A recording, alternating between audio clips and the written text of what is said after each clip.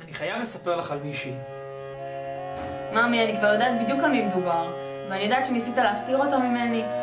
גורלה קבוע מראש, לא משנה כמה תנסה לדחות את הגזרה. זה בידיים של אלוהים עכשיו, הוא חרץ את דינה. לנו נותר רק להחליט אם היא תגיע לגן עדן או לגיהנום.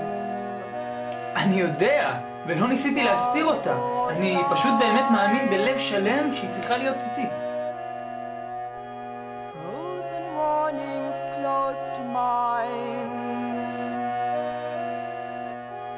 Close to the frozen borderline. Frozen warnings close to mine. Close to the frozen borderline.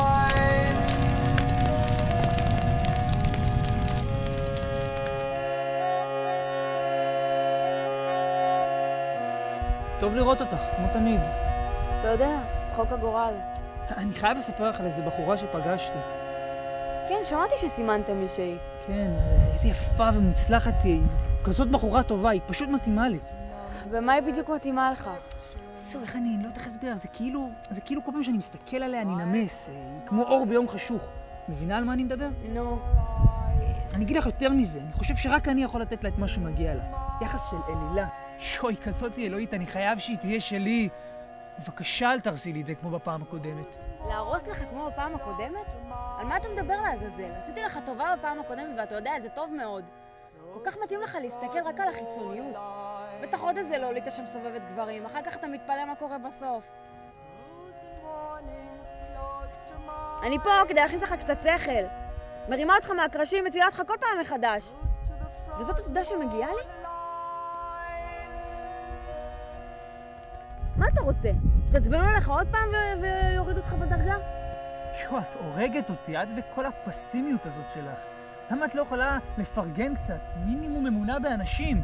אולי תופתעי ותגלי שחלקם טובים. הכל סובב סביב רוע בעולם הזה. אני לא יכול לנהל את השיחות האלה כל פעם מחדש. בינתיים, היחיד שמופתע כל פעם מחדש זה אתה. איך אני רואה אותה, מפילה גברים ברשת העכבישית שלה. אוכלת גברים כמוך לארוחת בוקר. טוב, אני לא יודע מה להגיד לך, את אפילו לא מכירה אותה. אני אומר לך, פעם זה שונה, אני מרגיש את זה. היא ממש רכה וטהורה. רכה וטהורה, די, אני לא יכולה לשמוע את זה כבר. קח את הכנפיים המזדנות שלך וטורף לי מהעיניים. טוב, אל תעצבני אותי, הוויכוח הזה לא מגיע לשום דבר, אין בינינו שום הסכמה. מה את רוצה שנעשה? עץ.